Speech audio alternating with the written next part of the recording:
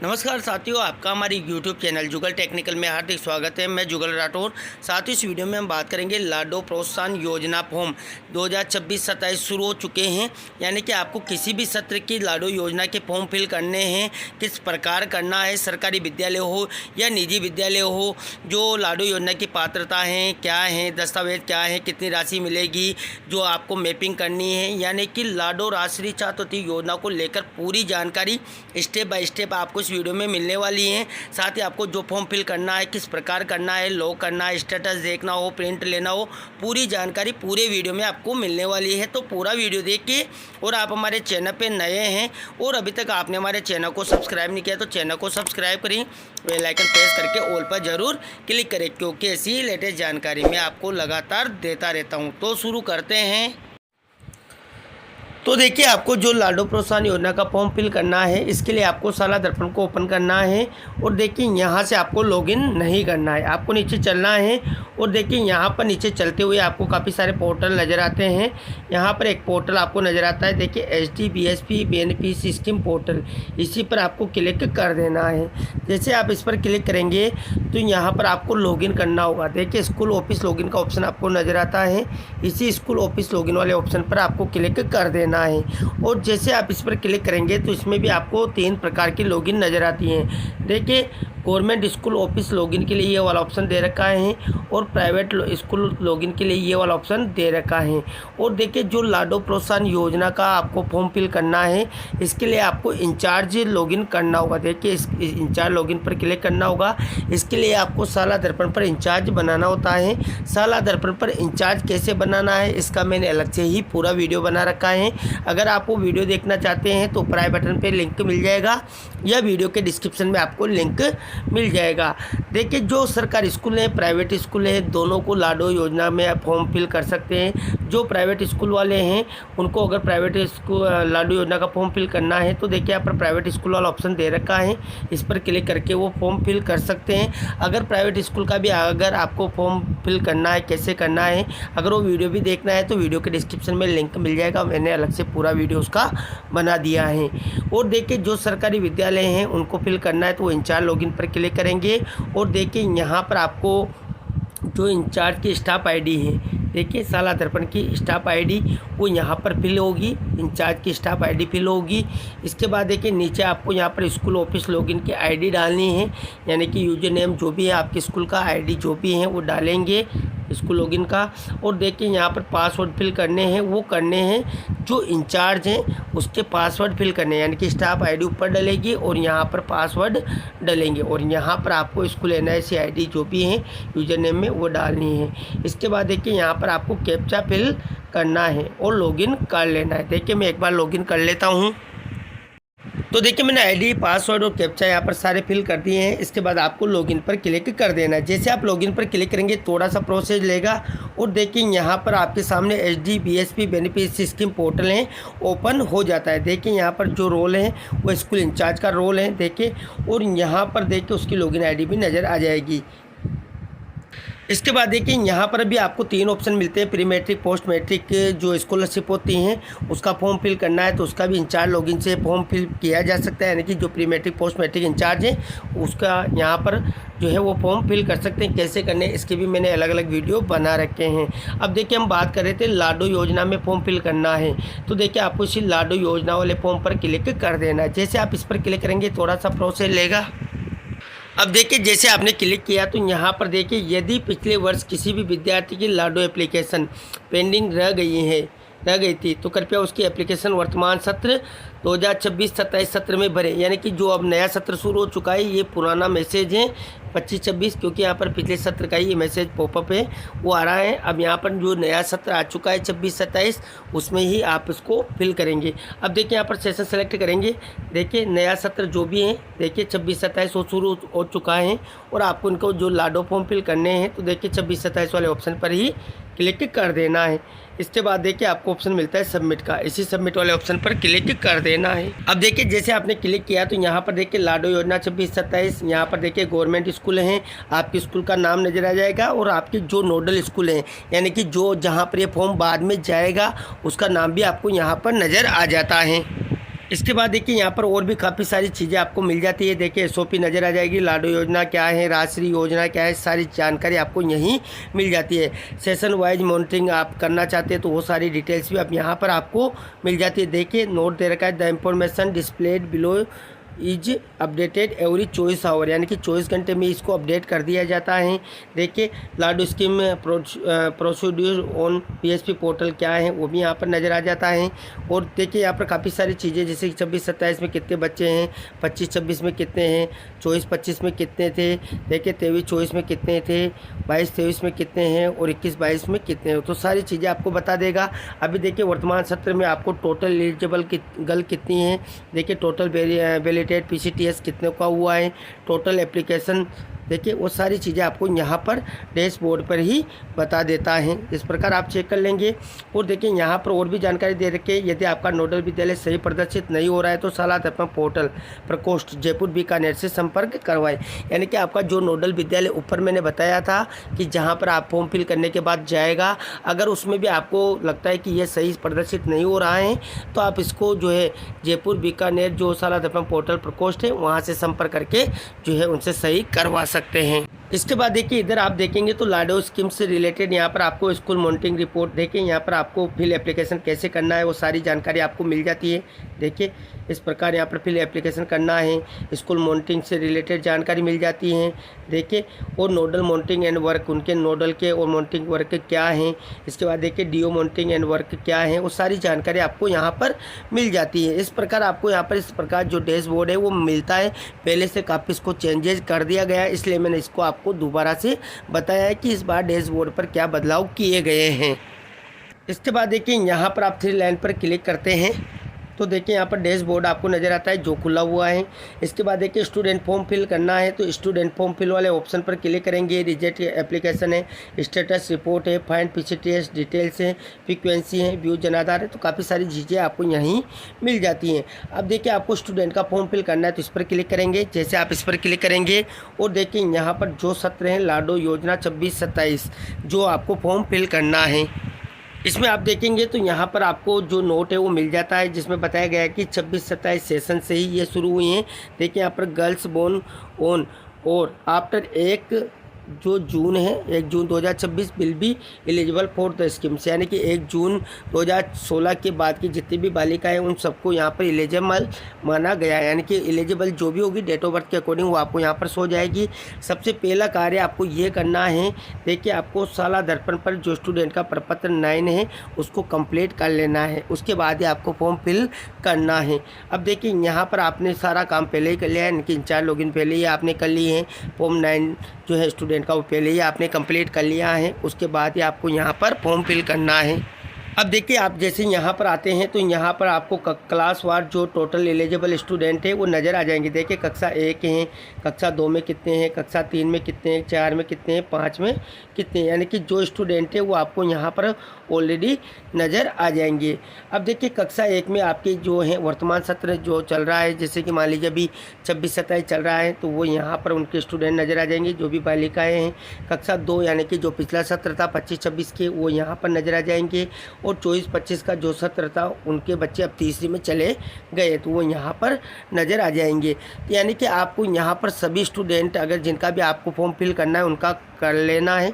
यहाँ पर किसी भी सेशन में जाकर आप कर सकते हैं। देखिए मान लीजिए अभी वर्तमान सत्र में करना है तो पहले क्लास में होंगे और मान लीजिए आपको 25-26 के स्टूडेंट थे तो उनका दूसरी क्लास में जाकर कर सकते हैं। और देखिए जो 24-25 के स्टूडेंट थे उनका तीसरी क्लास में जाकर कर सकते हैं और उससे पहले के करने तो यहाँ पर चौथी 5वीं में भी जाकर आप कर सकते हैं। यहाँ पर एक और जानकारी, महत्वपूर्ण जानकारी मैं आपको दे देता हूँ कि जो सत्र 24-25 से वहाँ से लाडो प्रोत्साहन योजना शुरू कर दी गई थी और लाडो प्रोत्साहन योजना में जो स्टूडेंट की जो संतान संबंधी बाध्यता थी वो हटा दी गई है। यानी कि कक्षा 1, 2 और 3 में जो स्टूडेंट हैं उनके कोई संतान संबंधी बाध्यता नहीं है, क्योंकि कक्षा 3 के बच्चे 24-25 में थे और ये देखिए 25-26 में कक्षा 2 में चले गए हैं और अभी जो नया सत्र है वो 26-27 में कक्षा 1 में वो बच्चे हैं। तो इनके तो कोई यहाँ पर संतान संबंधी बाध्यता नहीं है, लेकिन जो 4 या 5 या 6 में चले गए हैं उनके संतान संबंधी बाध्यता रखी गई थी तीसरी किस्त के लिए, तो वो यहाँ पर आप देख लें, उसके अकॉर्डिंग आप कार्य करें। इसके मैंने पहले से ही अलग पूरे वीडियो बना रखे हैं। अगर आपको सारे ऑर्डर वगैरह देखने सारी जानकारी चाहिए तो वीडियो के डिस्क्रिप्शन में सबके लिंक आपको मिल जाएंगे। अब देखिए आपको पहली क्लास के बनना है या दूसरी का बनना है तो सब पर आप क्लिक करके फॉर्म फिल कर सकते हैं। देखिए यहाँ पर आपको सब सारी जानकारी मिल जाएगी।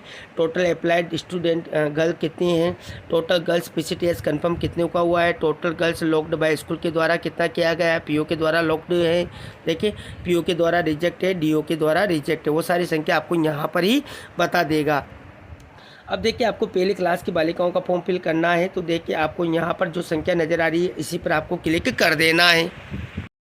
अब देखिए जैसे आपने क्लिक किया अब आपको नीचे चलना है तो देखिए नीचे जैसे आप आए तो यहाँ पर टोटल एलिजिबल जो गर्ल्स हैं वो आपको नज़र आ जाएगी, यानी कि काउंटिंग तो आपको ऊपर ही नज़र आ रही थी संख्या तो, लेकिन उनकी डिटेल आपको नीचे नज़र आ जाएगी। अब देखिए जो यहाँ पर डिटेल हैं वो एलिजिबल गर्ल की है। काफ़ी सारे साथियों की ये भी मैसेज थे कि जो एलिजिबल गर्ल हैं उनमें हमारे जो है बालिका शो नहीं हो रही जबकि वो पात्रता की रखती है। तो मैं बता दूँ कि अगर ऐसी समस्या आपके आ रही हैं यानी कि वो पात्र हैं DOB के अकॉर्डिंग और फिर भी वो आपके यहाँ पर शो नहीं हो रही हैं तो आप उसका प्रपत्र 9 है या प्रपत्र 5 है उसको कंप्लीट पहले चेक करें, उसके बाद उनको कंप्लीट करें, उसके बाद आप यहाँ पर आकर देखिए। अगर मान लीजिए फिर भी नहीं होता है तो आप जो है संपर्क पोर्टल पर जाकर संपर्क कर सकते हैं, जो भी ये एलिजिबल वाली गर्ल्स वाली जिनकी समस्या आ रही है तो इस प्रकार ही हो जाएगा। इसके बाद देखिए टोटल जो एलिजिबल गर्ल्स है उनको आप यहाँ पर देखेंगे। देखिए यहाँ पर उनकी सारी डिटेल आप चेक कर लेंगे। स्टेटस में देखेंगे तो पेंडिंग आपको नज़र आ रहा है, यानी कि वो अभी पेंडिंग है। अब देखिए आपको उनका एप्लीकेशन फॉर्म फिल करना है तो देखिए पीछे आपको व्यू फिल का ऑप्शन नज़र आ रहा है, यहाँ पर व्यू फिल वाले ऑप्शन पर आपको क्लिक कर देना है। अब देखिए जैसे आपने क्लिक किया तो यहाँ पर ऊपर ही आपको डिटेल्स नज़र आ जाएगी। देखिए स्टेज 3 यानी कि हम जो फॉर्म फिल कर रहे हैं वो अभी तृतीय किस्त के लिए कर रहे हैं, चौथी किस्त के लिए कैसे फॉर्म फिल करना है उसकी जानकारी मैं आपको अलग से दूंगा जब भी उसकी जानकारी शुरू होगी। इसमें देखिए एप्लीकेशंस जो एप्लीसेंट बेसिक इंफॉर्मेशन है यानी कि जो भी बालिका है उसकी बेसिक जानकारी आपको यहाँ पर नज़र आ जाएगी। यहाँ पर देखेंगे तो PCTS ID है वो अगर देखें यहाँ पर नहीं है तो आपको यहाँ पर देखिए नोट अपडेटेड येट नज़र आ जाएगा। और अगर जब आपने एडमिशन किया था उस टाइम पे ही आपने PCTS ID फिल कर दी थी तो वो PCTS ID आपको नज़र आ जाएगी। और अगर आपने फिल नहीं की थी तो यहाँ पर आपके जो है नोट अपडेटेड येट का ऑप्शन आपको नज़र आ जाएगा। ये हमने फिल की थी तो ID तो आ रही है लेकिन अब इसको हमने अपडेट नहीं किया है तो वो भी अपडेट करना है। कैसे करेंगे वो भी आगे बता रहा हूँ। बाकी सारे स्टूडेंट की डिटेल चेक कर ले जो प्रपत्र 9 के अकॉर्डिंग यहाँ पर आपको मिल जाती है। इसमें कोई चेंजेज वगैरह करना है तो पहले आप सलाह अपना पोर्टल पर जाकर कर लेंगे। इसके बाद देखिए साथियों एक और महत्वपूर्ण जानकारी मैं आपको बता देता हूँ कि जिस भी बालिका की आप यहाँ पर फॉर्म फिल कर रहे हैं उसकी जनाधार जो है ऑथेंटिकेशन होना जरूरी है। देखिए यहाँ पर स्टूडेंट ऑथेंटिकेशन जनाधार ID यानी कि स्टूडेंट का जनाधार ऑथेंटिकेशन नहीं है, आधार भी ऑथेंटिकेशन नहीं है तो यहाँ पर देखिए खाली नज़र आ रहा है। यानी तो इससे पहले आप यहाँ पर सभी स्टूडेंट का जो पात्र बालिका हैं उनका आधार जनाधार ऑथेंटिकेशन करें, क्योंकि जनाधार में जो डिटेल होती हैं उसी खाते में पेमेंट होता है, जैसा मैं आपको आगे बताने वाला हूँ। तो देखिए पहले आप जो भी जनाधार आधार ऑथेंटिकेशन है वो कंप्लीट कर लें। अब देखिए मैंने यहाँ पर स्टूडेंट का जनाधार ऑथेंटिकेशन है वो कर लिया है। अब देखिए उसके यहाँ पर जो जनाधार नंबर है वो आ चुके हैं, यानी कि यहाँ पर जनाधार आधार ऑथेंटिकेशन आपको पहले ही कर लेना है। इसके बाद आपको यहाँ पर देखिए जनाधार ID जो है सो जाएगी। इसके बाद देखिए आप नीचे चलेंगे तो यहाँ पर आपको PCTS डिटेल्स हैं जो pregnancy child trekking and health service यानी कि PCTS डिटेल है वो पहले कंप्लीट करनी है। देखिए यहाँ पर लाडू स्कीम के लिए जो PCTS ID है उसकी डिटेल्स दे रखी है। देखिए मदर की जो PCTS ID हैं वो इस प्रकार होती हैं देखिए, और जो चाइल्ड की PCTS ID होती हैं उसमें देखिए जो संतान की संख्या होती हैं उसके अकॉर्डिंग 01, 02, 03 ऐसे लगाया जाता है। यानी कि जो माता की PCTS ID होती हैं उसमें आप यहाँ पर पीछे 01 यानी कि पहली संतान है तो 01, दूसरी संतान है तो 02 और तीसरी संतान है तो 03 और चौथी संतान है तो 04 ऐसे आप क्रमांक में बढ़ते क्रमांक में लगाएंगे। मान लीजिए जिस बालिका का आप फॉर्म फिल कर रहे हैं और वो मान लीजिए दूसरी संतान है तो आप उसके पीछे 02 जोड़ेंगे और अगर पहली संतान है तो 01 जोड़ेंगे। देखिए यहाँ पर बता रखा है। देखिए please ensure add child ID after mother PCTS ID, यानी कि जब यहाँ पर PCTS ID है वो आपने फिल कर दी उसके पीछे आपको जो संतान है पहली संख्या या दूसरी संख्या वो आपको यहाँ पर जोड़नी होगी, जैसा कि मैंने अभी आपको बता दिया है। तो इस प्रकार ये हो जाएगा। इसके बाद देखिए यहाँ पर नीचे आप चलेंगे तो देखिए to proceed further verify your your data with PCTS। देखिए यहाँ पर इंटर चाइल्ड PCTS ID से कर सकते हैं। अगर मान लीजिए PCTS ID आपके पास नहीं है तो यहाँ से आप उसको सर्च भी कर सकते हैं। देखिए यहाँ पर गेट PCTS ID पर क्लिक करेंगे और यहाँ से आपको उसको पता करना है तो इस पर क्लिक करेंगे। तो देखिए PCTS ID आप पता कर सकते हैं। देखिए मदर के जनाधार से पता लग जाएगा, मदर से आधार से लग जाएगा, मदर के मोबाइल नंबर से लग जाएगा और देखिए यहाँ पर बैंक अकाउंट नंबर से भी आप पता लगा सकते हैं। यानी कि इन चारों तरीकों से आप PCTS ID सर्च कर सकते हैं। इनको देखिए यहाँ पर जैसे कि आप मदर जनाधार नंबर पर क्लिक करेंगे तो यहाँ पर मदर के जो जनाधार नंबर है वो फिल करके आप PCTS ID सर्च कर सकते हैं।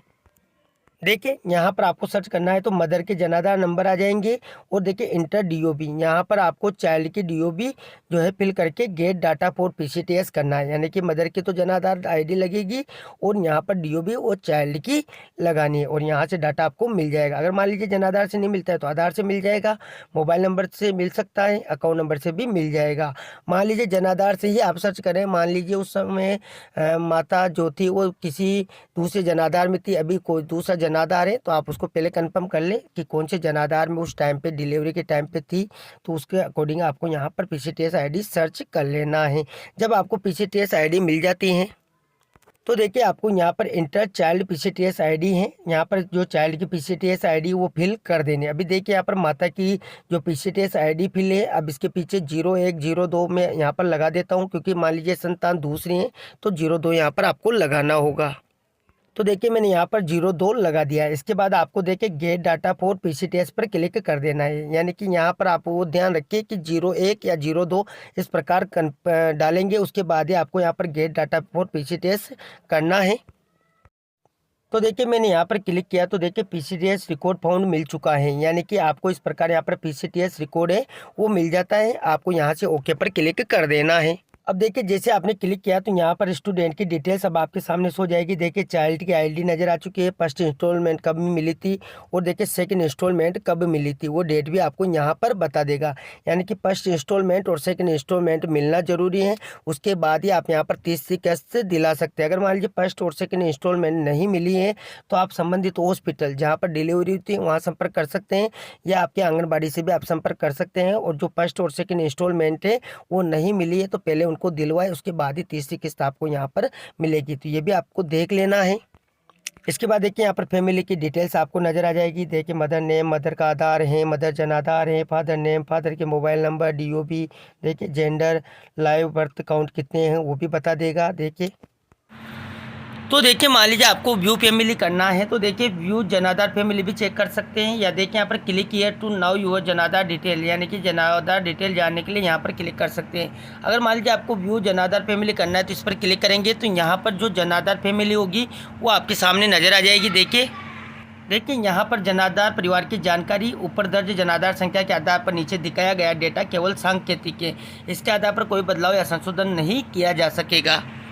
इसमें आप देखेंगे तो जनाधार नंबर है, जनाधार मेंबर ID है, name, gender, father mother name है और DOB है, रिलेशनशिप है, वो सारी चीज़ें आपको नीचे यहाँ पर बता देता है। देखिए जिसका भी आपको यहाँ पर जो मेंबर ID चाहिए या जनाधार नंबर चाहिए तो वो सारी चीज़ें यहाँ पर मिल जाती हैं। देखिए कोई बालिका है और उसका मान लीजिए आपको मेंबर ID नहीं मिल रहा है तो यहाँ से आप उसको कॉपी भी कर सकते हैं। देखिए अब आपको वो मेंबर ID है वो जो मिल चुकी हैं, अब आपको यहाँ पर इंटर जनाधार मेंबर ID जो स्टूडेंट की वो यहाँ पर फिल कर देनी है।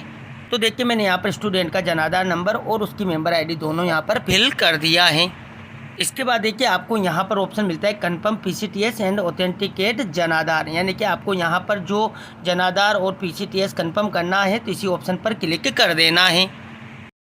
तो देखिए आपने जैसे PCTS कन्फर्म पर क्लिक किया तो यहाँ पर रिकॉर्ड सक्सेसफुली आपको सेव्ड बता देगा। अब आपको यहाँ से ओके पर क्लिक कर देना है। तो देखिए जैसे आपने ओके पर क्लिक किया तो यहाँ पर अब देखिए PCTS ID है वो पहले अपडेट नोट येट आ रहा था, यानी कि PCTS ID मम्मी की तो आ रही थी, माता की तो आ रही थी, लेकिन यहाँ पर स्टूडेंट के अब अपडेट हो चुके हैं। देखिए उसके पीछे 01 या 02 जो भी आपने लगाया है वो यहाँ पर नज़र आ जाएगा, यानी कि स्टूडेंट की PCTS ID कन्फर्म यहाँ पर हो चुकी हैं। और देखिए यहाँ पर इंस्टॉलमेंट डेट भी आपको बता देगा। देखिए फर्स्ट इंस्टॉलमेंट कब मिली थी वो यहाँ पर बता देगा, सेकंड इंस्टॉलमेंट कब मिली थी वो भी यहाँ पर बता देगा, यानी कि दोनों चीज़ें आपको यहाँ पर मिल जाती हैं। इसके बाद देखिए यहाँ पर आधार जन आधार इंफॉर्मेशन है। देखिए आधार स्टेटस यस नो, अगर हैं तो यस करेंगे और यहाँ पर जो आधार नंबर है वो फिल कर देंगे, नहीं है तो नो पर आप क्लिक कर देंगे। देखिए दोनों यहाँ पर हो जाता है, यानी कि आधार स्टेटस भी आपको अगर है स्टूडेंट का तो आप अपडेट कर दें, नहीं है तो आप नो भी यहाँ पर कर सकते हैं, यानी कि दोनों स्थिति आपकी यहाँ पर हो जाती हैं। देखिए अगर आप नो करते हैं तो यहाँ पर आधार नंबर वाला ऑप्शन बंद हो जाता है, लेकिन अगर मान लीजिए आपके पास आधार है तो आप यस करेंगे और आधार नंबर फिल कर देंगे, या आपने पहले से ऑथेंटिकेशन कर रखा है तो आपको यहाँ पर आधार नंबर पहले से ही मिल जाएंगे। तो देखिए मैंने यहाँ पर स्टूडेंट के आधार नंबर हैं वो फिल कर लिए हैं, और देखिए यहाँ पर पेरेंट्स अलाइव, देखिए यहाँ पर पेरेंट्स अलाइव यानी कि होने चाहिए, तो देखिए यहाँ पर यस आपको कर देना है, नहीं है तो नो पर भी आप क्लिक कर सकते हैं, यानी कि दोनों में से क्या स्थिति है, यानी कि पेरेंट्स दोनों जीवित हैं तो यहाँ पर यस करेंगे, और नहीं है तो नो पर आप क्लिक कर सकते हैं। इसके बाद एड्रेस अगर आपने प्रपत्र 9 में फिल कर रखा है तो ऑटोमेटिक आपको भरा हुआ यहाँ पर मिल जाता है। इसके बाद आप यहाँ पर एड्रेस हैं वो आपका प्रपत्र 9 के अकॉर्डिंग आपको फिल मिलेगा, या अगर नहीं मिले तो आप यहाँ पर मैन्युअली भी भर सकते हैं। इसके बाद और भी डिटेल आप चेक कर लेंगे। इसके बाद देखिए सबसे इम्पोर्टेंट जानकारी है बैंक इंफॉर्मेशन, क्योंकि जो पेमेंट आना है वो बैंक में ही आना है। तो देखिए यदि नीचे दिखाए गए बैंक विवरण जनाधार के अनुसार अपडेट नहीं है तो जनाधार से बैंक विवरण फिर से प्राप्त करने के लिए हाँ नहीं विकल्प का उपयोग करें, और आवेदन में बैंक विवरण अपडेट करने के लिए एप्लीकेशन को फिर से अपडेट करें। यानी कि यहाँ पर देखिए आप दो तरीके से बैंक डिटेल ले सकते हैं। देखिए do you want to get details from Jan Aadhaar ID and Jan Aadhaar member ID student, यानी कि अगर आप स्टूडेंट के अगर खाता खुला हुआ है तो यहाँ पर यस स्टूडेंट पर क्लिक करेंगे और स्टूडेंट का जो भी अकाउंट है वो यहाँ पर दिखाई देगा। अगर नहीं है मान लीजिए स्टूडेंट के पास तो नो करेंगे और फैमिली हेड का आपको यहाँ पर अकाउंट नंबर नज़र आ जाएगा। ये दोनों चीज़ें जो अकाउंट नंबर हैं वो जन आधार में अपडेट होना चाहिए, तभी आपको यहाँ पर नजर आएंगे। जैसे कि मान लीजिए स्टूडेंट वाले पे यस पर आप क्लिक करते हैं तो स्टूडेंट का अगर जन आधार में बैंक अकाउंट अपडेट हैं तो देखिए यहाँ पर नज़र आ जाएगा। देखिए यहाँ पर अभी नहीं है, खाली है, और यहाँ पर क्योंकि स्टूडेंट का जो बैंक का डिटेल है वो नहीं है जनाधार में अपडेट, तो यहाँ पर खाली नज़र आ रहा है। और देखिए यहाँ पर अगर मान लीजिए स्टूडेंट का नहीं है और आप फैमिली हेड का में लेना चाहते हैं तो नो पर क्लिक कर देंगे। तो देखिए आपने यहाँ पर जैसे नो पर क्लिक किया और फैमिली हेड जो भी हैं उसका नाम यहाँ पर नज़र आ जाएगा। देखिए अकाउंट होल्डर नेम यानी कि जो भी हैं वो यहाँ पर नज़र आ जाएगा, क्योंकि जनाधार में जिसका भी अकाउंट होगा फैमिली हेड का वो उसका नाम और उसका अकाउंट टाइप देखिए यहाँ पर फैमिली हेड आ चुका है। क्योंकि अगर स्टूडेंट होता तो सेल पर नज़र आता, लेकिन यहाँ पर स्टूडेंट नहीं होने के कारण फैमिली हेड पर टिक नज़र आएगा। इसके बाद देखिए उसका बैंक विवरण आप चेक कर लेंगे। ये देखिए यहाँ पर जो भी हैं एक बार आप चाहे तो क्रॉस चेक भी कर सकते हैं, आपके पास जो भी डॉक्यूमेंट्स हैं उसमें मिलान करना चाहे तो मिलान कर लेंगे। इसके बाद देखिए सबसे इम्पोर्टेंट है वो है डॉक्यूमेंट वेरिफिकेशन। देखिए निम्न दस्तावेजों की जांच कर ली गई है एवं लाडू योजना के आधार पर आवेदन सही है। तो देखिए आपने PCTS कार्ड कॉपी चेक कर लिए तो इस पर क्लिक कर देंगे। जनाधार ऑथेंटिकेशन हो रखा है और जनाधार पर भी टिक कर देंगे, और पेरेंट्स डेड अलाइव सर्टिफिकेट वो भी आपने ले लिया है क्योंकि ऊपर आपने यस नो जो भी किया है उसके अकॉर्डिंग यहाँ पर टिक कर देंगे। और देखिए यहाँ पर आपको PCTS कार्ड की कॉपी लगानी है। यहाँ पर आपको जनाधार लगाने की आवश्यकता नहीं है, पेरेंट्स डेड अलाइव सर्टिफिकेट लगाने की भी आवश्यकता नहीं है। ओनली यहाँ पर आपको PCTS कार्ड कॉपी आप लगा दें, जिससे भी आपका काम हो जाएगा। और चाहे तो आप यहाँ पर जो PCTS कार्ड कॉपी के साथ जनाधार और पेरेंट्स डेड अलाइव सर्टिफिकेट भी लगा सकते हैं। तो यहाँ पर आप जो भी हैं अपनी सुविधा के अनुसार वो लगा सकते हैं। ओनली यहाँ पर देखिए अपलोड PCTS कार्ड कॉपी, देखिए फाइल साइज मैक्सिमम 300 KB यानी कि 300 KB अधिकतम होनी चाहिए, इससे कम तो चल जाएगी लेकिन ज़्यादा नहीं चलेगी। उस फाइल को आप यहाँ से चूज कर लेंगे। और देखिए यहाँ पर और भी जानकारी दी गई है। देखिए प्रमाणित किया जाता है कि छात्रा जो भी हैं उसके पिता का नाम, लाडो आवेदन की जांच कर ली गई है और आवेदन पत्र के साथ समस्त वांछित संलग्न लगे हुए छात्र द्वारा प्रस्तुत जनाधार कार्ड देखिए और PCTS कार्ड को शाला दर्पण पोर्टल पर अपडेट कर लिया गया है। अतः छात्रा को मुख्यमंत्री लाडो योजना के लिए तृतीय किस्त की लाडो योजना प्रभारी द्वारा स्वीकृति दी जाती है। तो मैं एक बार यहाँ पर फाइल अपलोड कर लेता हूँ। देखिए तो देखिए मैंने यहाँ पर फाइल को अपलोड कर दिया है। ये 300 KB से ही कम होनी चाहिए, 300 KB तक चल जाएगी। उसके बाद देखिए लास्ट में आपको एक ऑप्शन मिलता है सेव एप्लीकेशन का। इस सेव एप्लीकेशन पर आपको क्लिक कर देना है। तो देखिए जैसे आपने सेव एप्लीकेशन पर क्लिक किया तो देखिए application saved, last saved date भी आपको बता देगा, यानी कि ये एप्लीकेशन यहाँ पर सेव हो चुकी है। आपको यहाँ पर ओके पर क्लिक कर देना है। देखिए यहाँ पर एप्लीकेशन पर आपको application saved last save date नज़र आ जाएगी। देखिए एप्लीकेशन जिसका किया है उसकी यहाँ पर डिटेल्स आपको नज़र आ जाएगी। इसके बाद देखिए आप पूरी जानकारी यहाँ पर चेक कर सकते हैं। देखिए जो भी आपने किया है वो सारी डिटेल्स आपको नज़र आ जाएगी इस प्रकार। और देखिए यहाँ पर इस प्रकार हो जाएगा। आपको प्रिंट लेना है तो प्रिंट पर क्लिक करेंगे। देखिए जैसे आप प्रिंट पर क्लिक करेंगे तो यहाँ पर उसकी जो PDF है वो आपके सामने आ जाएगी। उसमें सारा विवरण दिया हुआ है। यहाँ से PDF पर क्लिक करके आपको इसको सेव कर लेना है और इसकी प्रिंट ले लेनी है और आपको अपने विद्यालय के रिकॉर्ड में जो है इसको रख लेना है। देखिए इस प्रकार इसकी PDF होगी पूरी। इसको आप चाहे तो चेक कर सकते हैं। इस प्रकार होगी, इंस्टॉलमेंट वगैरह, डेट वगैरह आपको यहाँ पर ही मिल जाती हैं। इस प्रकार पूरा फॉर्म आप चेक कर सकते हैं। अब देखिए जिस बालिका का आपने फॉर्म फिल किया है उसको अब आप यहाँ पर आकर देखेंगे तो देखिए फील्ड बट नॉट लॉक्ड 26-27, यानी कि हमने अभी इसको फिल किया है, लॉक नहीं किया है। सत्र भी आपको यहाँ पर बता रहा है। अब देखिए व्यू एंड फिल यहाँ से होता है। लॉक्ड आपको करना है, मान लीजिए गलत जानकारी आपने फिल कर दी है तो डिलीट आप भी करना है तो डिलीट आप कर सकते हैं। लगता है आपको बिल्कुल सही है तो आप इसको लॉक करेंगे, यानी कि विद्यालय स्तर से आपको भी लॉक कर लेना है। देखिए अभी यहाँ पर देखिए बता रहा है पेंडिंग एट इंचार्ज पर ही बता रहा है। अभी हमने लॉक नहीं किया इसलिए पेंडिंग बता रहा है, तो आपको यहाँ पर लॉक पर क्लिक कर देना है। तो देखिए जैसे आप लॉक पर क्लिक करेंगे तो बोलेगा आवेदन को लॉक करने से पहले कृपया सुनिश्चित कर ले कि सभी जानकारी सही ढंग से अपडेट की गई है। किसी भी आवेदन को जमा करने की जिम्मेदारी स्कूल प्रभारी की होगी। क्या आप लॉक करना चाहते हैं, यानी कि आपने बिल्कुल चेक कर लिया है, कोई दिक्कत नहीं है, तो आपको ओके पर क्लिक कर देना है। तो देखिए ये OTP चली गई है। देखिए जो भी इंचार्ज है उसके OTP चली गई है, उस OTP को यहाँ पर फिल करेंगे और सबमिट आपको कर देना है। अब देखिए जो आपको OTP मिली उस OTP को यहाँ पर फिल करेंगे और सबमिट आपको कर देना है। तो देखिए जैसे आपने OTP डालकर यहाँ पर सबमिट किया तो यहाँ पर देखिए एप्लीकेशन लॉक्ड सक्सेसफुली बता रहा है, यानी कि यहाँ पर जो आपने एप्लीकेशन लॉक की है वो सक्सेसफुली लॉक हो चुकी है। अब आपको यहाँ पर ओके पर क्लिक कर देना है।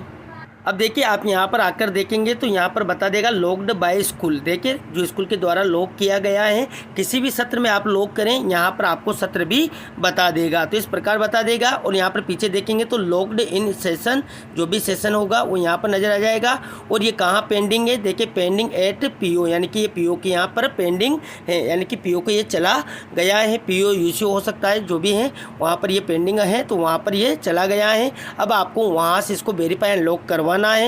ये कैसे करवाना है इसका भी मैंने अलग से पूरा वीडियो बना रखा है। अगर वो वीडियो भी आप देखना चाहते हैं तो वीडियो के डिस्क्रिप्शन में आपको उसका भी लिंक मिल जाएगा, जहाँ जाकर आप PO UC से जो वेरीफाई लॉक करवाना है उसकी पूरी प्रोसेस जान सकते हैं। और देखिए जब PO से भी आप यहाँ पर प्रोसेस करवा देंगे, यानी वेरीफाई लॉक करवा देंगे, तो ये यहाँ पर देखिए प्रोसीड बाय DO, यानी कि DO को चला जाएगा, यानी कि DO के पास रहेगा। पेंडिंग रहेगा तो पेंडिंग रह जाएगा। और अगर DO के द्वारा भी प्रोसीड कर दिया गया है तो प्रोसीड बाय DO यहाँ पर बता देगा, यानी कि जो भी स्थिति है वो आपको यहाँ पर ही मिल जाती है। स्टेटस आप चेक कर सकते हैं और पूरा स्टेटस आपको चेक करना है कि उसको पेमेंट वगैरह मिला है या नहीं मिला है। ये सारी जानकारी मैंने पहले इनके कंप्लीट वीडियो बना रखे हैं। अगर आप वो सारे वीडियो देखना चाहते हैं तो वीडियो के डिस्क्रिप्शन में आपको लिंक मिल जाएंगे, जहां जाकर आप पूरी जानकारी कर सकते हैं। इस प्रकार जितनी भी बालिकाओं का आपको फॉर्म फिल करना है, किसी भी सत्र की बालिकाएं हो उनका फॉर्म आप यहां पर फिल कर सकते हैं। उसी क्लास में जाकर आप फिल कर सकते हैं। तो ये थी साथियों यहाँ पर जो लाडो प्रोत्साहन योजना में आपको तृतीय किस्त के लिए बालिकाओं का फॉर्म फिल करना है, किस प्रकार करना है, क्या क्या चीज़ें आपको करनी होगी, पूरी जानकारी, डॉक्यूमेंट्स वगैरह क्या लगेंगे, कैसे आपको लॉक करना है, आगे की क्या कार्रवाई रहेगी, पूरी जानकारी स्टेप बाय स्टेप मैंने आपको इस वीडियो में देने का प्रयास किया।